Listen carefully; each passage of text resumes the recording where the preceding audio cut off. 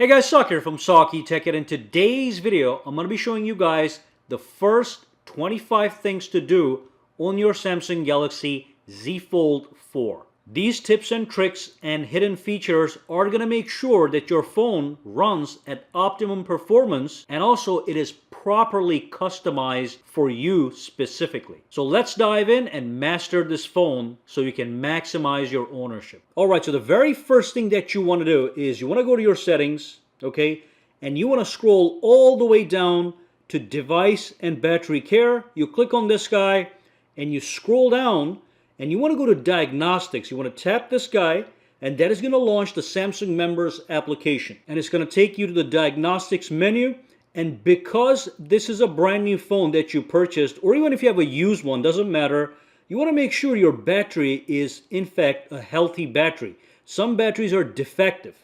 So what you want to see is, you want to see the battery status to be normal and the life of the battery to be good. And then at the bottom, it just shows you the capacity. That's all the same. And of course, it says battery is working normally.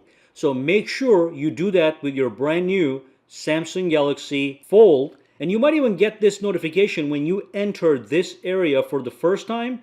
It says, get Diagnostics reminders to check your Galaxy phone regularly to make sure it is in optimum condition. You can say okay or no. I'm going to say no, because I like to do it manually if I have to.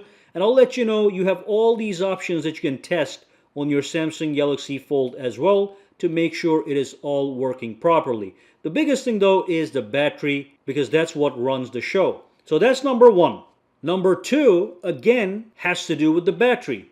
Go into settings, go into battery and device care, and there is a very important option here that you can enable under battery and under more battery settings, and that's known as the protect battery option. So basically, if you enable this and if you charge your phone will only charge up to 85%. You'll see the percentage on the top here.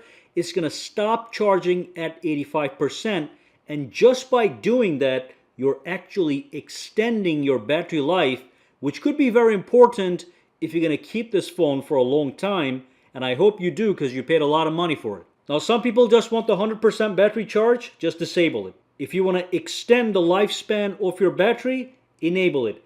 It's not going to be a dramatic difference, but it's a real difference. So it's going to be up to you. I'm just going to turn this off because I change phones all the time anyway as a reviewer. Another very important thing to do under battery and device care, and unfortunately, this is not going to be available for everybody. So when you come here, you're going to see this menu.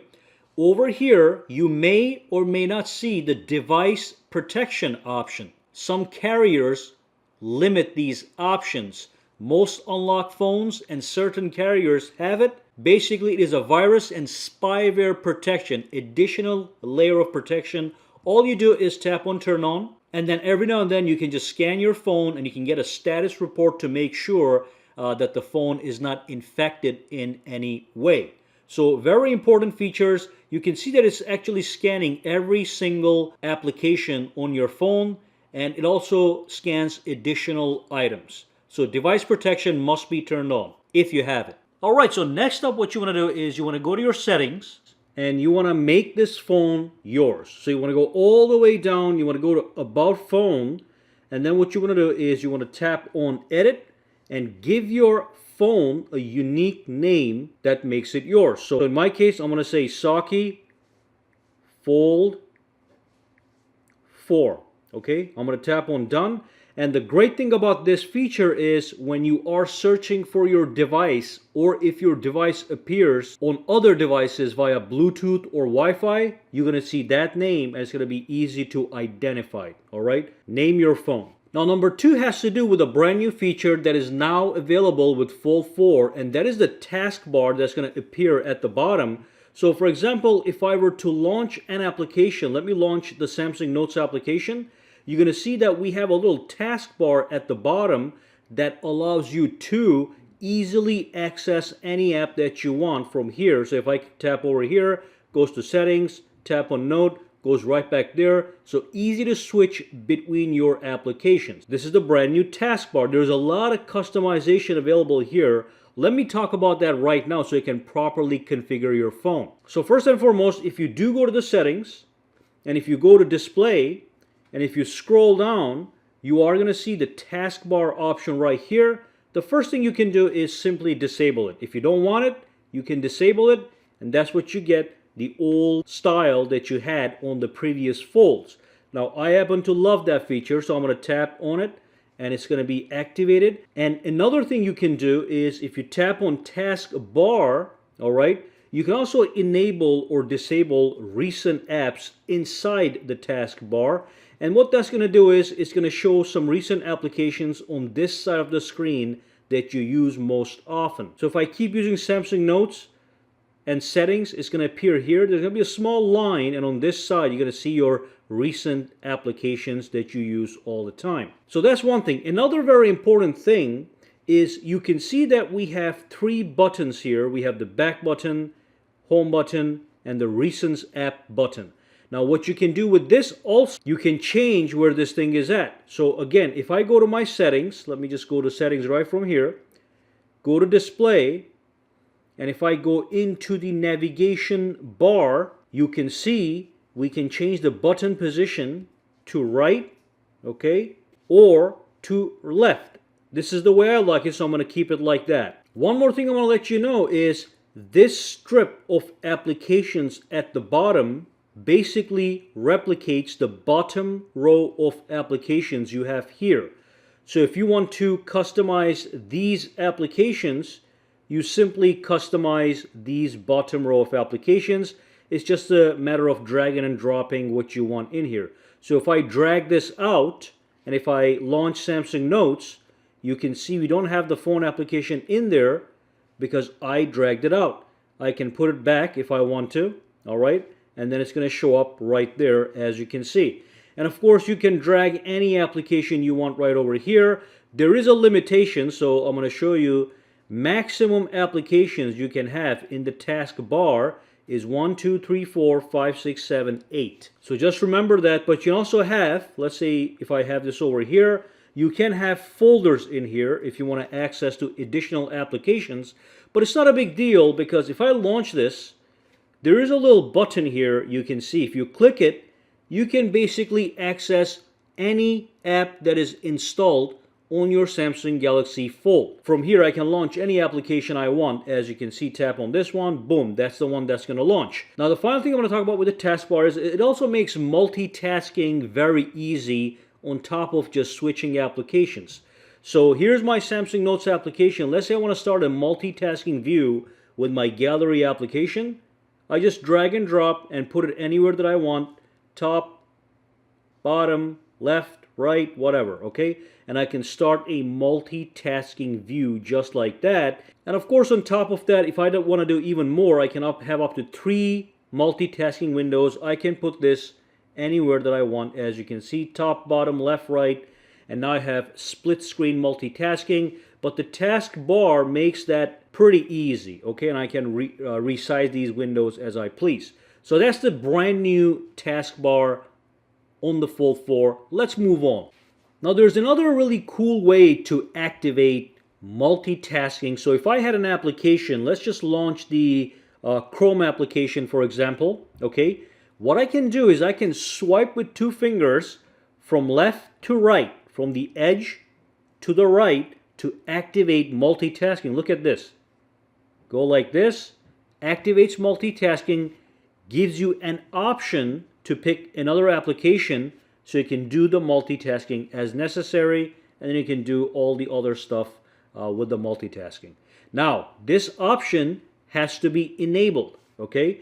To enable the option, you go to your settings, you go into advanced features, and you go into your labs, and you want to activate swipe for split screen option, as you can see. Okay, once you enable this, you can swipe, you get the app drawer, and you can have any application show up here as a multitasking display.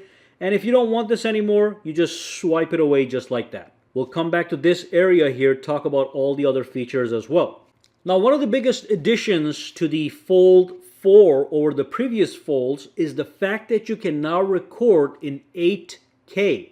So if I launch the camera, and if I go into my video to record a video, I can tap on this button here on the top, and I can pick 8K at 24 frames per second recording for the highest resolution video, and that does give you a really nice quality video if that's what you're looking for. But you can change the resolution from here. Normally I just keep it at 1080p at 60, but you can now do 8K recording. You have the 4K option, and of course you have the 1080p option as well. Now one more big thing, when you go to the photo from the video, you can also tap this button here, and you know we have a new camera system in this Fold 4 that gives you a 50 megapixel main camera. You can tap on this button and actually enable high resolution 50 megapixel shots. Make sure you click right here to get that highest quality photo with your phone. All right, so video, photo, camera options. Now one quick setting you want to quickly change with your Samsung Fold is your keyboard layout. So look, I'm going to launch my text messaging application here, and you can see that we have by default a split screen keyboard layout. Some people don't like this, so there's two buttons here, here and here. If you tap on this button, it just makes it like a regular keyboard, which is what I prefer. But if you click it again, it gives you the split screen view. So if you're holding the phone with both hands, you can use your thumbs on either side to type, or you can actually have a floating keyboard, as you can see. But the buttons are right here to make that change. It's something you probably want to change right away because you're going to be using the keyboard a lot, I'm assuming. If you don't see these options here, go to settings, and you can do it from here as well. Go to settings basically by, you see here's the keyboard, the settings would be right here, and all you do is scroll down, go into the mode, and pick which keyboard you want. Now here's the good part, you can have a standard keyboard for the main screen, and a floating keyboard for the cover screen, and a separate keyboard for the cover screen and landscape view. So you can customize from here exactly the kind of keyboards you want for both of the screens. You can have separate options, which makes sense. Fantastic. Now one more thing that's pretty cool is when you pinch the screen and change the wallpaper, which is pretty basic, I do want to let you know that when you're in the inner display and you choose a wallpaper, okay, for your home or your lock screen, when you apply this wallpaper, it's only going to apply to the inner display. The outer display, you can set a wallpaper for it separately. So I have this wallpaper right here, and if I go to my outer display, you can see that I have a different wallpaper. And also if I pinch the screen and tap on wallpaper and change the wallpaper here, oops, my wallpapers, change the wallpaper from here, whatever changes I make while I'm in the cover screen only apply to the cover screen as far as wallpaper is concerned. So that's an additional level of customization you should be aware of. Now one more thing you want to quickly enable on your phone, if it is not enabled by default, is you have the option to double tap to sleep and double tap to wake up your phone. Okay? To enable these features, you go to your settings, and then you go into your advanced features, and then you go into your motions and gestures, and you want to make sure you have these two options enabled. Double tap to turn on screen, double tap to turn off the screen. That just makes it very easy. If you're doing something on your phone, you just want to move away, you double tap, and you come back and you double tap again to take a peek, and you can log in with your fingerprint, which is on the side right here. Now you can see that this here is a gorgeous screen to watch movies on. Okay, so you want to configure your phone for maximum movie watching and audio experience. So let's maximize your audio visual experience. Two things that you want to do is, first you want to go to your settings, you want to go back into advanced features, you want to scroll all the way down and you want to go into video brightness, and you want to actually activate the bright mode.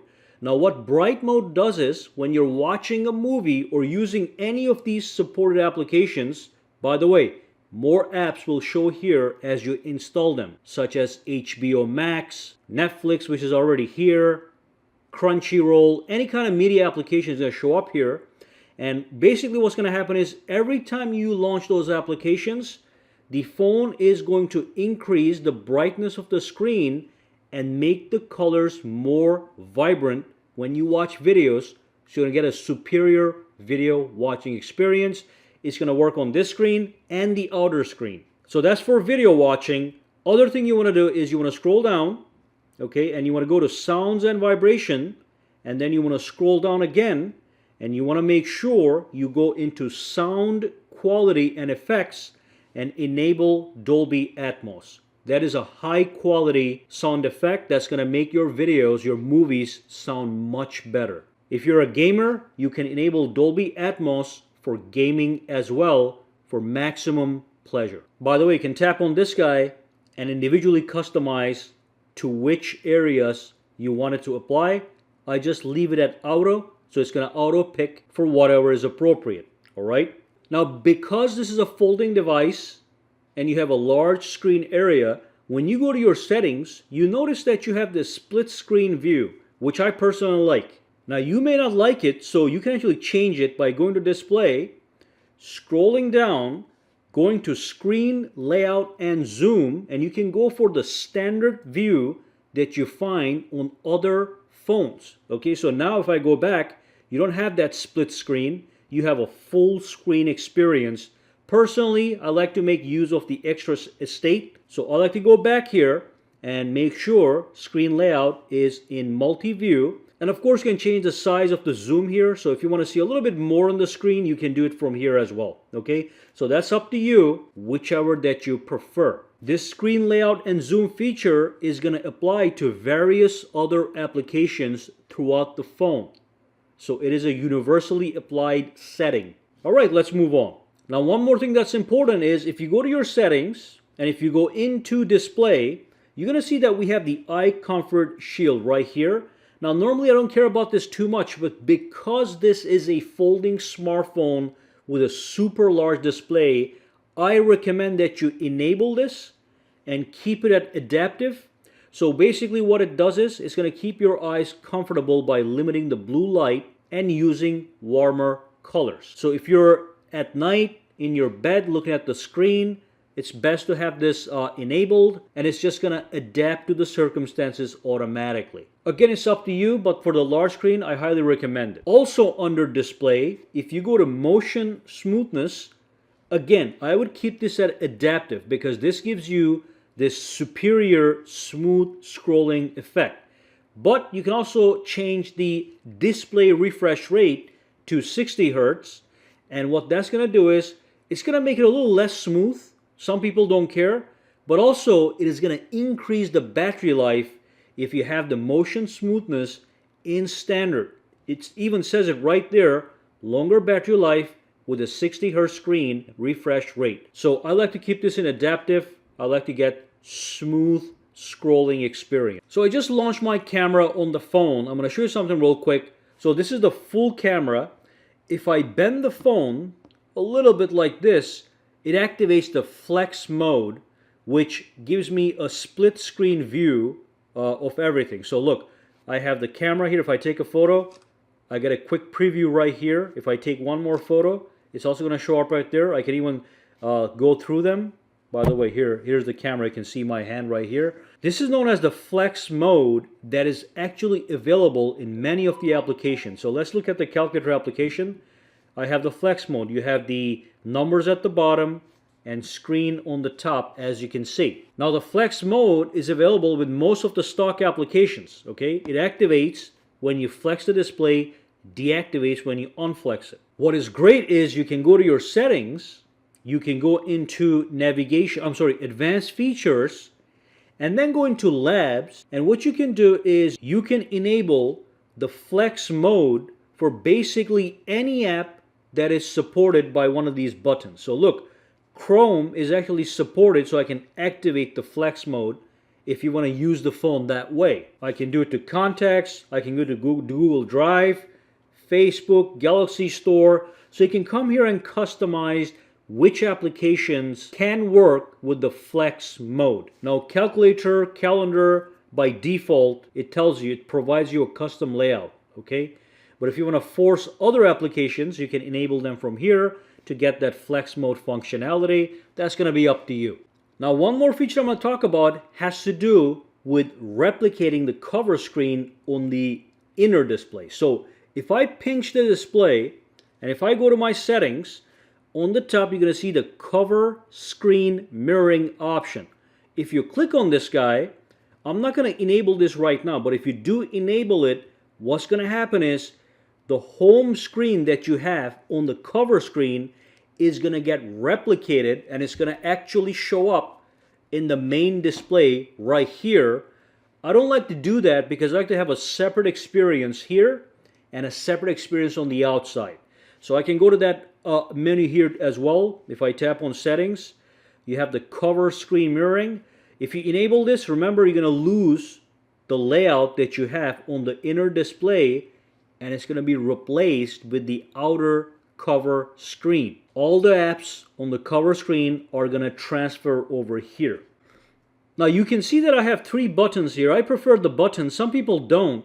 You can change your navigation settings. So if I go to settings, display, you go to navigation option here, bar, you can go from buttons to swipe gestures. Okay? So now the buttons are gone and you use these swipe gestures to go home. If you want to bring it up again, you go like this. That's the recent view. If you're in a menu, you want to go back, you can just swipe like this. It's going to go back. So everything is changed to swipe. You still get your taskbar. One thing I like is when you're in the swipe gesture mode and you're just doing these things right here, you know, just like that. What you can do is you can hide the taskbar by pressing and holding right here. See that? Now the taskbar is gone. Now if you want to show it again, you just press and hold and it shows up as you can see. So in the swipe gesture mode, you can hide the navigation bar. In the buttons mode, you cannot. So if I press and hold, it is not going to hide it. So it's going to be up to you. Personally, I prefer my buttons. You can have your swipe gestures. 2 different navigation bar options. Now with my phones, I like to customize my lock screen. And so what you do is you go to your settings and then you go into your lock screen right here. And you have a bunch of things you can customize here. The first thing that I do is I change this information, the contact information option. For example, I'm just going to put my channel name here. Let's just say SAKITECH. Okay, so that's number 1. Now when I do that, take a look at what happens. You're going to see a little signature on the top, my name in the lock screen. Okay, let me log in here with my fingerprint. So that's one way to customize the lock screen. The other thing you can do is you can change the clock style on the lock screen. Here's a preview of my lock screen as you can see. And I can pick these various different clocks for the lock screen. And I can change the colors as you can see. Okay, I can pick a unique color that I want, or I can pick these preset colors that they have available right here. Once I pick a color, I can also preview what that's going to look like. Once I'm done, I tap on done. Okay, and if I go to the lock screen, you can see I have the red text and the new clock. So that's extra customization. One more thing, if I go back into settings under lock screen, I can also activate a bunch of widgets on my lock screen. So these are the options. Let's just enable weather. Let's enable today's schedule. And then they have all, let's disable Bixby routines. And now look at what happens. If I click on the clock, it brings up the widgets that I have activated. The music player, the weather, today's events, and my alarms. Alrighty? So that's a great little thing. You can quickly access from your lock screen for quick glance at information. It's going to be under lock screen, under widgets. And finally, on the lock screen, if you tap on shortcuts, you have a left shortcut and a right shortcut on the lock screen. Those are these guys here, the phone and the camera. You can change these to whatever you need. So if I go back here to my settings, I can tap on the left shortcut and I can change that to calculator. Okay, I can go to the right shortcut and I can change it to the flashlight. Okay, So that's going to activate the flashlight on the back of the phone. So now when I go outside, calculator, flashlight, all you do is swipe and they get activated. Fantastic. Now in this scenario, the same changes that you did over there reflect in the cover display as well. So you can see the clock, calculator, flashlight. This is not individual. It's all uniformly changed. Now one more thing I like to set up on my phone is my edge panels that hide on the corner here. Okay. Now because I have a limited amount of applications I can access from this bar, okay, quickly, what I can do is I can enable my edge panels and actually have an app drawer, as you can see, to access any other application that is not here. I can put them right there for a quick access. Now what you do is you go to your settings, you go to display, and then you go into the edge panels, and then you enable them. Then you go into the panels, and in my case I have the apps enabled, as you can see, and you can enable other applications from here. You can enable weather edge panels, and now look at this. If I swipe again, I can see the weather right here. But the big thing is the apps panel. So once you have this guy enabled, at the bottom you can tap on this button and you can tap on edit, and that allows you to edit all the apps in this area. So let me remove a bunch of applications. Okay, these are just recent apps. They just remain there, no problem. Let's say I want to use calculator, calendar, camera. Let's just example. Okay, bunch of applications I'm going to just dump right in there. So now look at this. I can add as many apps as I want. There's a limit, but I think it's over 20.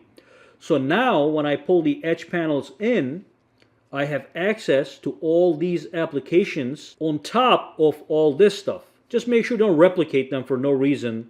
It's just going to be redundant, but you can put anything you want right here and just quickly access that, no problem. Alrighty? And like I said, some people don't like these complications. You can always go to settings, display, and just turn off the edge panels from here, and now they're gone. If you enable it, you can also customize it. Look at this. You can have a handle in different colors. Look at that. And I can move it around.